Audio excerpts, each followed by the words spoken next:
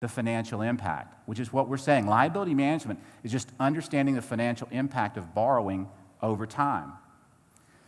Now, traditionally, you understand the difference between passive and active investing, right? So what's the difference between passive investing and active investing?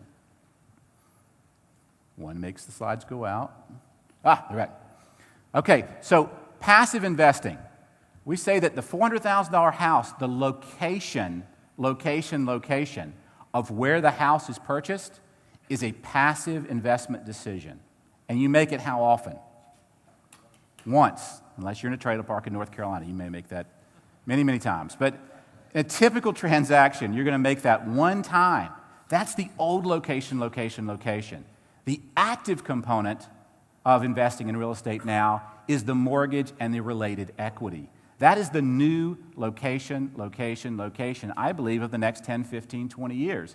It's the new dynamic that people are going to be looking at. Where do I have a mortgage? Do I have a mortgage? How much? How do I borrow? Do I pay interest only and invest the difference? Do I use a HELOC? These are all new location dynamics that are part of this convergence that's shifting because people are looking about long-term wealth. What's going to build me the most wealth over time?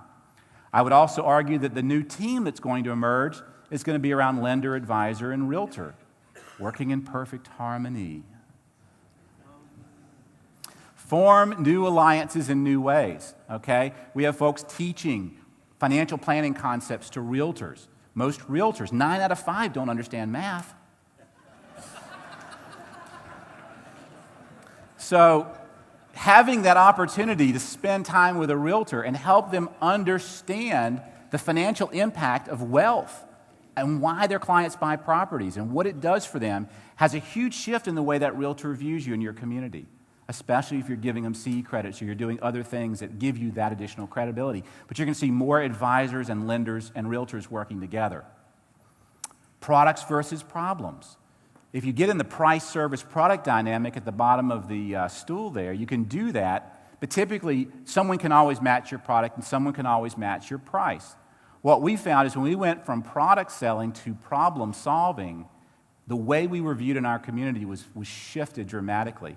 And that was based on the concept of the advice you provide. The value of your advice is going to be more and more important over time. So stop selling products and start solving problems for your clients. Simply asking them, in the next 30 minutes, what's the most important problem, okay, that you'd like to solve while we're together? You'll be amazed at what you'll hear. And you'll realize that if you solve that one problem, what? Touchdown, okay? They're going to be excited. They're going to be happy. But we can spend a lot of time going into a lot of depth on things that maybe they don't really care about or want to know about. Now, there are phenomenal tools out there in the marketplace. We say that value is only value when it's visible. And you take a mortgage coach tool and you start to look at a mortgage plan with asset accumulation and show the client those differences over time. The impact of that $500,000 over 30 or 40 years because they paid interest only and invested the difference. Connecting them with that advice in the local market is crucial. Now, the 7 steps. We told you the first part of the book was called 7 Concepts, and the second part was called 7 Steps. And what these 7 steps were was we found that these were the 7 questions that we wanted to answer for our clients. The first 4 we had to answer just to be effective in what we were doing. But the last 3 was what really made all the difference, all right? And for those of you, I'm going to talk about this, but if you want to copy this deck, all you need to do is just drop a card by the Mortgage Coach booth, write Todd's presentation on the back, and I'll email you a copy of this deck. Because there's a lot of stuff in here that you can spend time with. Think about the languaging, go through and work through the math and stuff like that. How do you manage risk? The first step was product. But product not from a standpoint of which loan product, that's important, but from a perspective of answering the key question. How do you manage risk? We ask the client, what's risk to you? How much risk can you handle? Okay? What's important to you about sleeping at night? Can you handle interest rate movement? Most of you, how many of you guys in here have had it too good? Anyone? A couple have had too good, all right?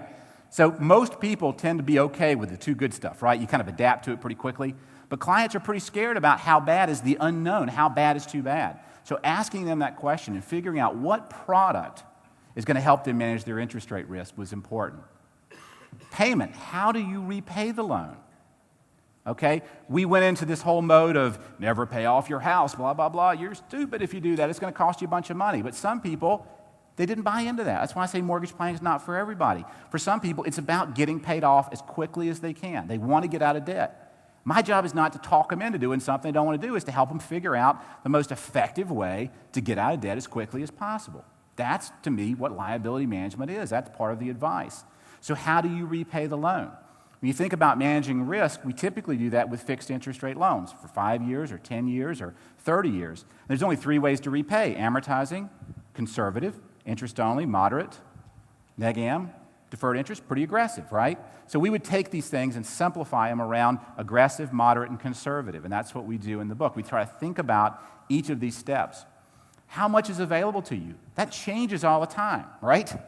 It's changed from a client's perspective, but now we've seen it changing from a lending perspective because everything's always in dynamic movement. The only constant is change, which is a humdinger if you think about it. That's the only constant we got is change, then what? That's where we get back to the market's always right, okay? So sometimes you're the bug, sometimes you're the windshield. How much is available to you? We need to know. Can you borrow 200, 300? Could that change? How much do we want to know? How much do we want to borrow right now based on what we know is available to you? And then how much do you borrow? Because what's available to you and what you choose to borrow were 2 different things. So those 4 things we found were absolutely crucial in the way we talk to our clients about their borrowing. And we used to ask them, if I can make sure that you managed your risk, had a good program for repaying the debt in the most efficient way possible, we looked at how much was available to you and helped you decide how much of that you should borrow, would you feel pretty good about that? And if the client said, absolutely, then you could say, are there any other problems you need to solve? All right? And so there's a couple more things that we're going to do for you. One of the things we're going to do is we're going to look at managing the liabilities over your lifetime because these decisions are so important. So there's going to be myself and our team. We're going to do annual reviews, whatever it is that you're going to do to make sure they stay on course over time. That was part of that difference that most people weren't doing. How do you protect the equity? Okay, how do you make sure that equity is accessible? In the book, we talk about 100% HELOC. It's a collaring strategy for using financial planning language. I mean, where else can you get a free collar to 100% of your wealth? I've had emails and letters even from people saying, I went out and got 100% HELOC. My house is worth $120,000 less than it was, but because of this, I still have what? Access to the $120,000, okay? Home equity lines are incredibly powerful financial planning tools. That's why we recommend everyone have 1 to 100% to have access to protect that wealth if they need it. If I throw the keys on the desk and that's what I got to do, I want to do it walking out with my equity. And lastly, discipline, okay? There's 2 key disciplines when you look at liability management. There's what we call market risk discipline and then just pure discipline risk, the client doing stupid things over time, forgetting about what it was that you'd set up for them. And that's how we stay on course, and that's why we liked having a realtor, a financial advisor, and a lender, a 3-person team that was basically working to keep that client on course over time. So these were the 7 steps that we utilized when we sat down to go through this conversation with a client. And many of you are hearing that. It's not about sitting down and filling out a 1008 anymore, okay? And going through a 1003 and going through all the different things that you need to go through, 1003, 1008. See, I haven't originated since 99. I'm forgetting my language. But it's pretty cool when you can sit down and actually talk through this with a client, have a conversation. You don't need to fill out the application. What they're really there for is for you to help answer some of these key questions. So I got some resources I want you to at least be aware of. We have a consumer site where you can get the book, borrowsmartretireRich.com. We have a blog that we're constantly putting stuff up on. It has typically a mortgage planning bent to it, looking at assets and liabilities and stuff as a whole. And then we have various solutions that we offer to loan officers and financial advisors in the industry. I will tell you that, I'm sorry, borrowsmartretireRich.com, ToddBallenger.com, and then KendallTodd.com. We support institutions that have about 116,000 financial advisors. And we work with about 40 loan officers right now on a real close basis to help them integrate these concepts and ideas in a mentor program. We have other solutions and things, but that's how we've been really focusing on the mortgage industry right now. We are working on the sequel to the first book, okay?